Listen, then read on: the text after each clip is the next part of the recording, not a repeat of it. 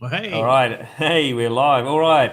It's Scotty from Zenium.property, and today I'm joined. Well, I thought I was going to be joined with Troy, love, but I actually got Troy and Zara as well. Yes, yeah, two for That's one. Yeah, that's a bonus. two for. That's amazing. What a bonus that is. Well, it's all Very, very about unexpected. delivering value for people in these challenging times, isn't it?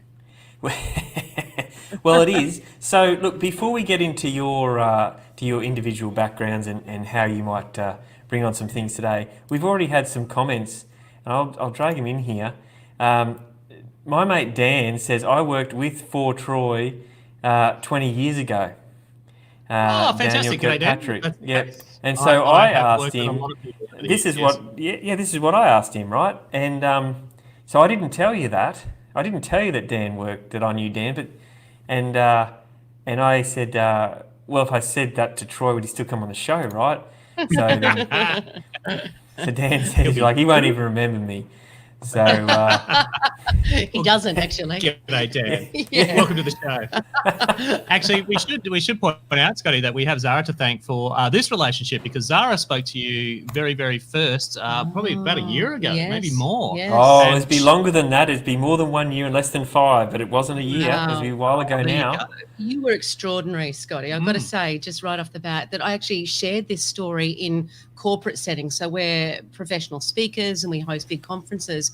And I shared your incredible act of generosity and great service with so many audiences, because it blew my mind. And we've got a couple of investment properties and we were buying another property, and I was super stressed. So I was Yeah. getting pushed into it. We were looking for something that we could move into in this sort of Queensland area. Yeah. And Zara literally Googled good property advice. Yeah. And who came up? Yeah. Scotty. I don't And know I who.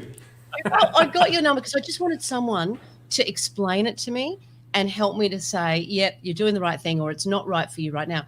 And I left a message on your phone. 30 minutes later, you called me back. I remember it was about 7 o'clock at night. Yeah, it was out of hours. We Yeah. spoke for about 45 minutes, and you just relaxed me, and you were so generous and so smart.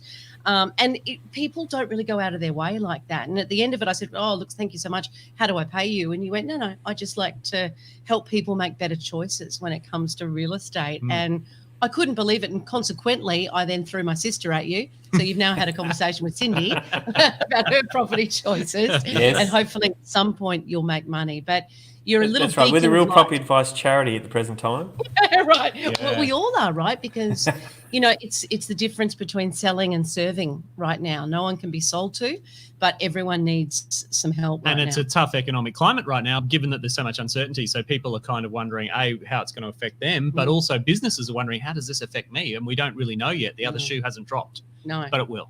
Yeah, that's right. All right. Well, that's a good point. Well, let's lead into what tell us what you guys do, and because there's going to be a big disconnect. Anyone watching right now, either live or on the video afterwards, is going to be saying, I've does tuned this into fit? a property show, and what the heck are these guys doing on here? So It's a good question. tell us what you do, and then I'm going to tell everyone why I've got you on. Okay, well, first of all, we are passionate about real estate. And I should point out that Zara's family have been consistently in real estate for 60 years in Queensland. If you knew Ron Gross Properties or David Gross, they've been in real estate for yonks. So that kind of qualifies us a little bit, I hope. Our other side of things is our business is, as I mentioned, talking to corporate audiences. So we cover a wide gamut of industries. So we do a little bit with tech and IT, with telcos, with banks, retail, financial, all that sort of stuff, and it's very, very broad. So So we host conferences, we speak at conferences, and we also run masterclasses in storytelling for leadership teams in corporations as well, so people can become more confident and charismatic communicators. And let's Sure. face it, we need that right now, right? We need people course. that just say it like it is, but have a level of empathy so they understand the situation that we're in. So we help people to be able to deliver any message to any audience in a more interesting and profound way, because a good message delivered in a bad way becomes a bad message. So we've all got to think about how we frame our conversations, and that depends on the audience that you're speaking to. So it applies whether you're in a sales capacity, or whether it's customer service you want to improve, or whether it's getting on stage in front of 2,000 people and being able to hold them in the palm of your hand and share some insights that might just wake them up and shake them up in their own lives. And see, it's really interesting at the moment when you talk about messaging, we've all got an opinion on how we're being communicated to by the government, especially because we're kind of being drip-fed information. There's something new every day. It's a lot to take in, and I think that can contribute to the stress levels at the moment as well. Sure. It's not bad enough that everyone's got the kids home and they've got to homeschool them, but there's a lot going on. There's uncertainty with work. There's constant information. So you kind of got to pick and choose what you're listening to and when you're listening to it. I think it's important. And truthfully, just briefly, all happiness and success comes down to storytelling. So it's something that we don't think that we're either good at or that we do in our day-to-day lives, but we're all doing it all the time. And we believe really happiness and success comes down to two stories, the stories that we tell ourselves and the stories that we share with others. And we've got to confront the details of those stories sometimes, particularly when it's to ourselves, and challenge ourselves to look at life through a different lens, but also become more mindful with how we're communicating with others, the language that we're using. No, that's good. So look, some of that language, we just had someone comment here. Steve Skeens said, it must be on what you said before, Zara, that serve, not sell. I think that he's picked up on that. That's a really good point. Yeah, and it applies to every industry, Scotty, which is what I love about that. And right now, it's the best we can do. It's also good for you because it keeps your mind active and maybe takes some of the stress off. Being there for someone else is the best thing you can do right now. It's so true. In fact, the minute you can have a very, very stressful day, be worried up to your eyeballs about what you're going to do next, and then have to do, let's say something like this. Yeah, have to come on a show with Scotty. Yeah, when you have to show up, be devastating emotionally for you, I'm sure. I had to put pants on. I didn't. Well, I didn't. But the minute you show up for someone else, your own problems just kind of disappear for a little while. Now, it's not to say you don't have them. You can still pick them up when you're finished. But when you're actually being in service to another human being, it lights you up as well. It lightens both the loads. Now, that's good. So, look, here's the connection for anyone who's watching still hasn't made it. With Troy and Zara, they do their thing called Great Talk. And they're, professional talkers, hosts, whatever you want to, check out the website, greattalk.com.au. It's a pretty good website. And so, I guess where I'm going to take this is you got to stand up in front of an audience, and they're usually a bunch of professional or corporate type people, right? Yep. And we all sort of know what they're like. And you've got to break the ice really quickly, but you've also got to get them to change the way they think in a period of a day, 2 days, 3 days, whatever it might be, right? Because they're going to come into an event thinking a certain way. Their business or their corporation has said that they've got to learn at this event. And you're the guys that are kind of like the signposts and a bit of the glue and other bits and pieces up there to try and get them to go, not think the old way. And this is what I want to do to our viewers today, is to say, okay, you might have had a plan, you might have had a way of thinking, you might have had some sort of, preconceived idea of what was going to happen for 2020. Maybe that hasn't changed. Highly likely it potentially has. How do we now sort of keep some humour, keep some lightheartedness, but also, refocus on what we need to do? And that's why I got you guys on. Yeah, beautiful. And look, a sense of humour is a great place to start. It can often sound a little bit frivolous, and people think it's about wearing funny ties and, pulling a rubber chicken out of your pants.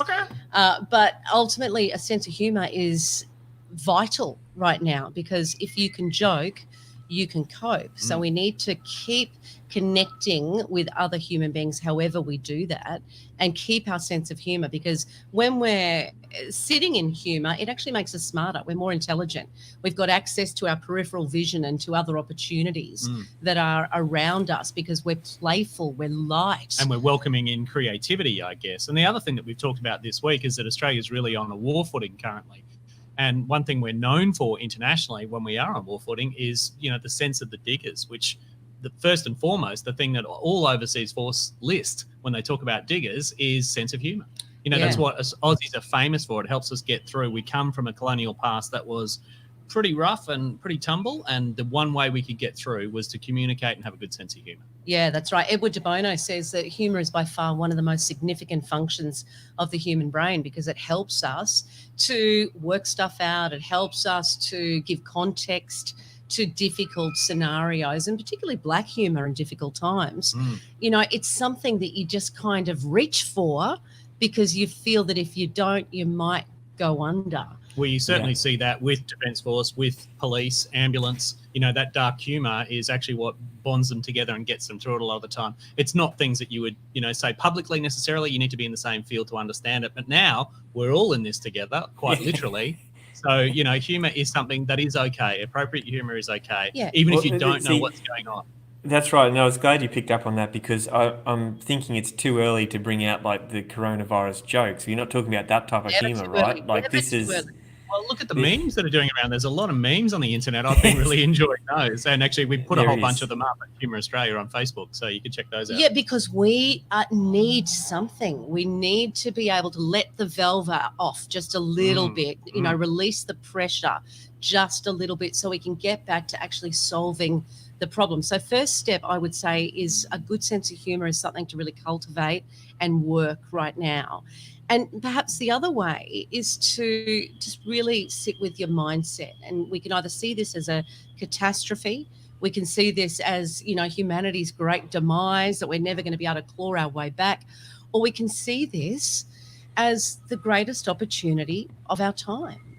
You know, never before have human beings been more aligned than right now. We're all in the same boat. We're all looking at our circumstances through the same lens. And truthfully, while the governments are doing the best they can, we truly believe that, you know, one great talk can change the world. And we need really smart people right now to form small groups and to be discussing new ways of moving forward for our new normal. And it's going to be small pockets of innovative thinkers who are hooking up and chatting to each other that will solve our next problem and our next problem and our next problem. And look, I don't know, it's for the people that we were meeting, you know, a few months ago, even in January, I was saying this to a friend yesterday, that in January, people were like, oh my God, this year is mad. Yeah, it started a bit manic. It had a bit of a manic energy. You know, I know we were dealing with the bushfires, but also work-wise, there was just a lot going on. We came back to work much faster than we normally would have. And people felt like they'd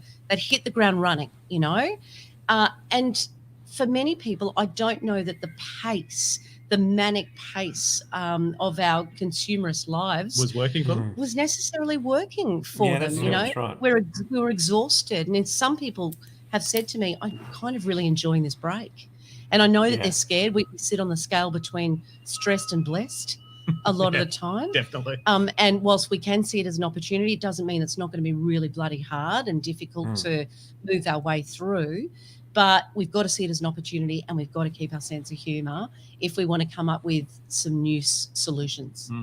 All right. Well, look, I've got here we go. Here we got Steve jumping in again. You know, tapping into resilience. Steve. Yeah, absolutely. That's it. What else you got here?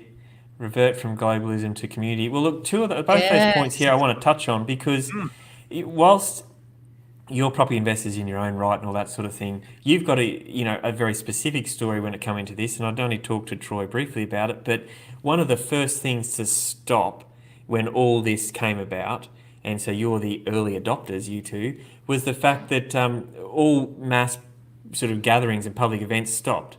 And that's exactly what you do for work, right? Yeah, that's right. Yeah, in fact, 2020 live events were wiped within 4 days. Yeah, our best year on the calendar just disappeared. Went away.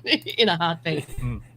So you had to, I guess what I'm saying is, you know, everyone else has had, you know, another 4-6 weeks or whatever the time frame is after you guys had to stop, right? And now they're having to stop. So you've had time to adjust to that. So what are the key things that you've both done to, I guess, make sure your mindset is right and to not go, oh, that's it, we're never going to go back to work again, or it's all over? Because that's the sort of stuff that we need to take, not just for our watchers and our listeners for their jobs, but also their plans and their financial goals moving forward. That's right. Yeah, yeah. And look, I'd like to say that speakers were really onto this early. They did actually see it coming globally. So there was a lot of talk between international keynote speakers. We saw this coming, and they were actually holding online meetings together talking about this and what to do when it happens. And they've been talking about it ever since. So that's been really interesting. So they were prepared. So I think we can take an example from that of, if you want to stay with your same industry, but you're concerned about it, what can you do right now is you can talk. You can get small groups together. You can run your own mastermind groups. You can actually, many brains are better than one. So you will be able to come up with new ideas. If by chance you want to get out of the industry you're in, now's a great opportunity to start again. Yeah, well, there's a lot of creativity happening at the moment. I don't know if you've noticed, but a lot of people with space and time on their hands are doing things, are writing songs and creating, new community engagement projects. They're actually tapping into this side of them that they never had time to do. But for us, we had a very specific mantra and approach from the day that all of those conferences went away. And it's very simple, and it was just amble, don't scramble. So I knew that I'm a control freak. Don't know if you've noticed, but definitely a control freak. Like to have backups for my backups. Yeah. There's a backup husband just over there. That's right. He's standing by ready to walk in. That's right. But I knew if I worked from a place of panic, get on the phone. Let's talk to someone. Let's make sure that we've got work coming in. I knew that if we worked from that place, all we were going to do was push it further and further away from us. Yes. And whilst the world feels like it's had the carpet pulled out from under us, we want to wait till things are kind of stabilized before we make a firm decision of the new direction that we're taking. So I kind of wanted to take 2 steps back before we took our leap forward. And that's obviously whilst you're also getting the basics done. What are our expenditures? What can we lose right now? What can we bring in? What other opportunities can we see right now? We had a client this morning that found us that now wants to do an online meeting with 400 people every Monday, and they just want us to facilitate, share insights and tips. But it's a wonderful new little opportunity that we went, fantastic. Once again, we can do it in our jammies. That's great. And what's interesting about that, Scotty, is that we weren't looking for that opportunity prior to this, and the business that we're talking about weren't looking for that opportunity either. So together, maybe we can come up with something new. And I think that applies in a bigger sense too, just politically and geopolitically at the moment.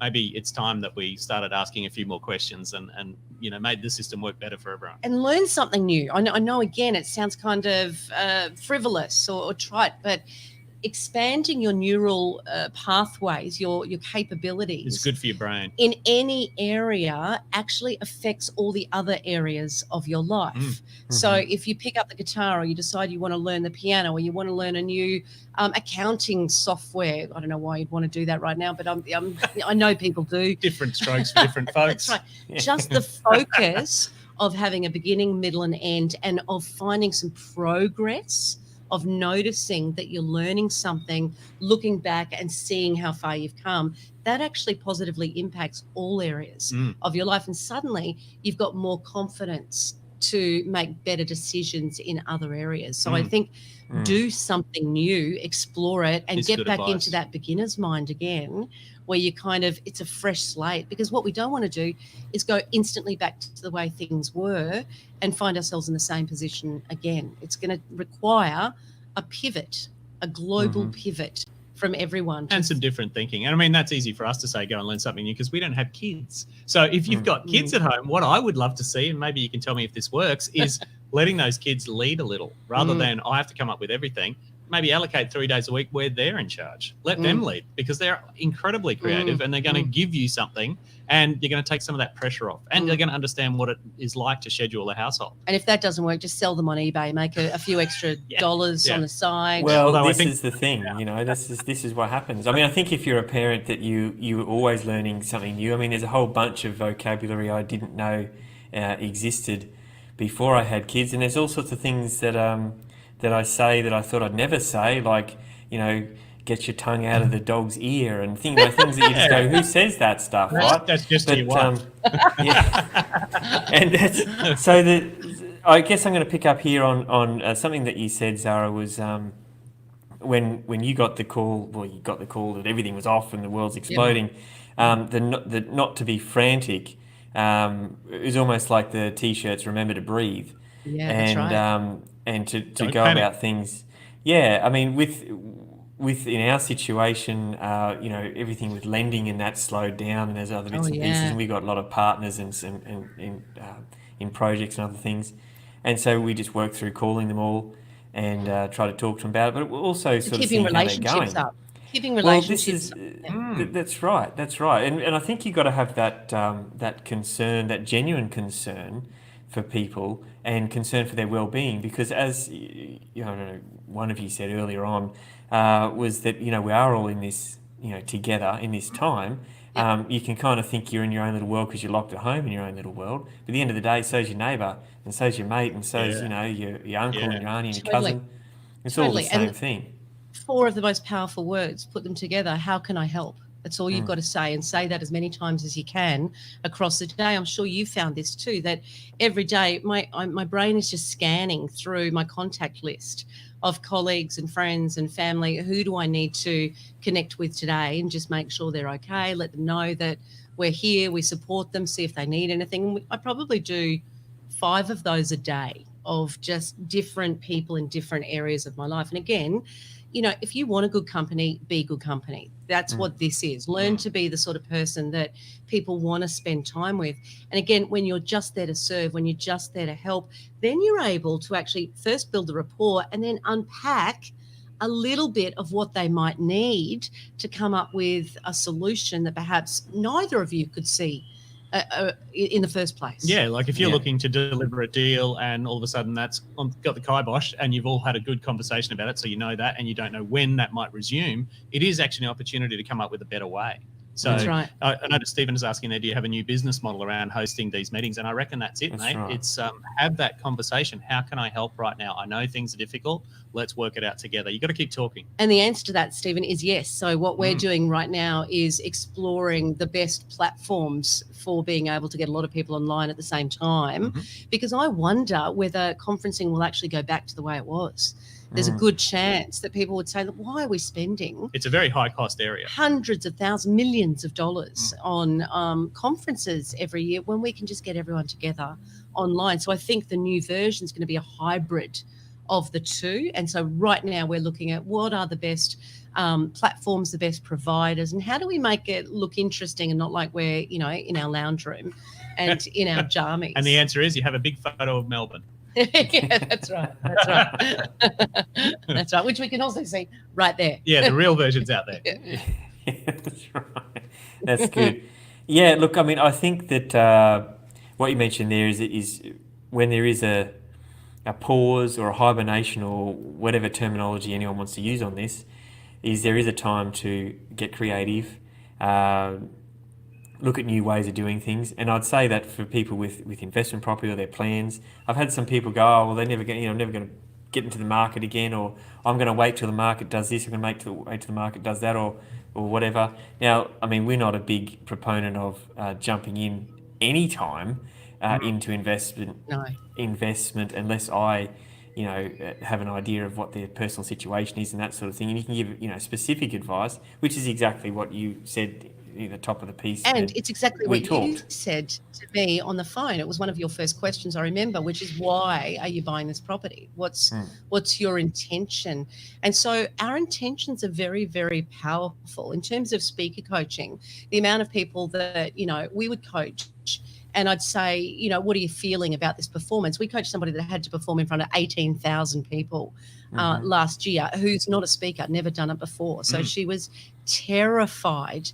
And for a while, her intention was, I just want to get through it without dying or vomiting. Now, that's an intention, but it's not the most powerful intention. So we kind of worked on the speech, but we also worked on the mentality. What's the result you want to achieve? I want to feel really comfortable on stage. I want to give the audience some really tangible steps that they can apply today to be able to increase their numbers. There was a sales conference. I want to enjoy myself as a result, I want to see myself drinking a glass of champagne at the end of it and saying, and that one actually That's great. became really important during the process because she did get there. She did get to That's enjoy right. it. And when you see the playback of that in front of this arena of people, you can see the enjoyment, you know, That's and that was a right. beautiful thing for us. So we get what we think about a lot of the time, and that's the hard thing. Yeah, we choose better thoughts. If we've just on a cycle of fear and it'll never happen, and I'm stuck, and it always happens to me, we're going to find it really difficult to find new opportunities. And in terms of positive psych, they say that we all kind of fall into two different camps, and that's it's someone that's an optimist and a pessimist, I guess, and they refer to it as our explanatory style. So a pessimist tends to describe things or explain things as permanent and personal. Yes. So their language is often typical. This always happens to me. This is going to last forever. Yeah, I'm going to be stuck. I'm never going to have enough money. We're ruined. And we can all go there sometimes, right? Yeah, totally. Yeah. But that becomes a self-fulfilling prophecy. So that person has to work very hard to actually just shift their thinking more into the light, more into what's possible. The other side of that is the optimist tends to interpret life's challenges and setbacks as external and transient. So they don't go, oh, it's typical, this is my fault, or it always happens to me. They say, you know what, this too shall pass. I've handled terrible things in my life. I will handle this. Maybe there's an opportunity in this that I can't see yet. Maybe this is the crisis I needed to have to kind of shake me awake. So if we can learn to get better intentions in what we're doing each day, maybe each minute of the day, and we can become more of an optimist, be brave enough to be an optimist. In fact, Tal Ben-Shahar takes it one step further. He's a Harvard lecturer. Yes, and sort of behind the modern definition of positive psychology. Yeah, and he calls it becoming an optimalist. So an optimalist is somebody that knows that life is not a straight line, and he describes it as perfectionists like to start at A and go to B, straight line, bang, we're getting there. Nothing's going to get in my way. Now, in property, you know that never ever happens like that, Just right? in life. You know, there's squiggly lines and you get thrown off course, you come back to, you know, square one. Yep. An optimalist knows that that's the shape of things. It's not a straight line, it's a jagged line. And sometimes you get thrown right off course, but that action of being thrown off course reveals an opportunity that you couldn't see if you've got the right mindset. Yeah, and either a new shortcut or a better outcome for everyone. So that sort of thing is there. And the other thing I'd say about that too is that if you think about your life, most of us, even the most organized person who had a life plan and has been ticking it off every 5 and 10 years, it hasn't gone exactly as you planned. It doesn't matter how well organized you are. No. So this is just another one of those opportunities. Yeah. So if you can stay in the right frame of mind, just trust that you will figure it out and we will get through this together. Yeah, and breathing actually is a good piece of good advice start. there, Scotty. Remember to breathe. That's it. You know, that one action, and again, it sounds like nothing, but breath is life. Yeah. So that one action, shutting up and just letting a bit of space happen, it calms you down, it slows your heart rate down, and it allows you to feel more confident. Now, sometimes at 3 o'clock in the morning, it doesn't work like that, and your thoughts just kind of go around and you freak out. But have you ever noticed that you freak out during the night, you wake up the next day and you just go about your business again and you solve the problems that you've been worrying about anyway? And we believe... That's a good point, because I want to touch on as we come to the end of our 30 Time minutes. together. It's our time together. To get some tissues, bring some tissues over here. Oh, that's good. Yesterday you were saying it depends how interesting we are if we even get the 30 minutes. That's so true. we've obviously... Well, that's right, and we might scrape past it. So the thing is, what if someone feels like they're in a downward, you know, they I guess they've got to come to a realization that they're constantly thinking negatively, but, you know, the fact that, you know, they may have lost their job, or maybe now their tenant isn't paying rent, or maybe they've got a house payment, or a horse payment, that's due. Yeah. Could be, that's right. Yeah, they are expensive, and I guess the thing is, there's this constant drain on their mental, you know, state. It's exhausting. You know, what are some practical things that they can do to at least try and get that process happening to think as an optimization Optimalist. Optimalist. Yeah. Optimalist. There you Well, go. I think one thing you can do straight away is jump on. There's a lot of support now. So if you're a reader, there's plenty of books on things like acceptance commitment therapy, which are really helpful in a time like right now. Yep. One of the very simple techniques from that is just to add a little distance between your thought and what's actually going on. So if you're having a constantly negative thought, just try and practice when you notice it happen. Practice saying, I'm having the thought that in front of that thought. So it's actually giving you some distance from the thought. It's going, the thought is not me. The thought is something coming through me, and I'm having it over and over and over. So that might be, I'm screwed. And you go, okay, I'm having the thought that I'm screwed at the moment. Or and if you can do that more and more regularly, you start to distance it from you. It'll never get better. I'm having the thought that it'll never get better. I'm Right, broke. What am I going to do with the money? I'm having the thought that I'm broke, because it puts a little bit of distance. Now, here's the thing. Worry is misery without a result, right? Worry is misery without a result. It's throwing yourself in a hole, but eventually you've got to climb out of the hole and solve the problem. So you do need to feel your feelings, acknowledge what's going on. The world has flipped on its head and things have changed, and they're going to keep being challenging for quite a while to come. So acknowledge, accept that your life doesn't look the way it did. But there's lots of other people in the same boat. That's right. That's a good thing. And then address. So again, we call this, just acknowledge, accept, address. But people want to jump to action to solve the problems right now. But again, if it comes from a panicked state, you won't be able to create the results that you need. So you do need to accept that things have changed, and then factor things throughout your day that keep you in the right mindset. Something that keeps it light. And go back to your simple goals, right? What do you want to achieve? What's the time frame you want to achieve it by? What are 5 things you could do this week? What's the first thing you can do now? In fact, that's great advice. If you are feeling overwhelmed, just stick with a list of 5 things each day. Carry over the ones you didn't get to, and just keep it to that. Keep it nice. So and it's simple. things like getting out of bed, putting pants on, eating, and That's having optional. a drink. Is that the No, we do 5 all that I can? those. That's 4. Yeah, That's 4? that's right. That's, And it's Netflix. already overwhelming for me. Look, you know what? A little bit of nature goes a long way too. Does. The amount of times that you just want to push on, keep working, send props out, talk to people, and you go, you know what? I just need to get outside, clear my head, go for a walk. It's amazing what it does for your psyche. And here's the thing, all success is those little things that you repeat on a daily basis. It's the little things that are easy to do, but those little things are also easy not to do. Like go for a walk, like pick up the phone, like set a goal for yourself, like don't send the text with the negative language. Replace that language with something. I had to work on that one, to be honest. Zara pulled me up on that very early on and went, just look at your last few texts and the language that you're using. And that's a really good point. You might be thinking it, but you don't have to keep putting it out there, because you're just reinforcing it in your own brain. Yeah, that's right. And look, Aristotle, Troy just it's on my desk here for some reason, but Aristotle said we need 3 things to have a happy life. Shall I hold? Yeah, thanks, Troy. Good work, good health, good relationships, and we add to that good humor. So ultimately, the goal of life is to have fun while you're getting it done. And even in the worst scenario which we're dealing with right now, it is possible to do it with a light heart. One of our favorite quotes is, take your job seriously and yourself lightly.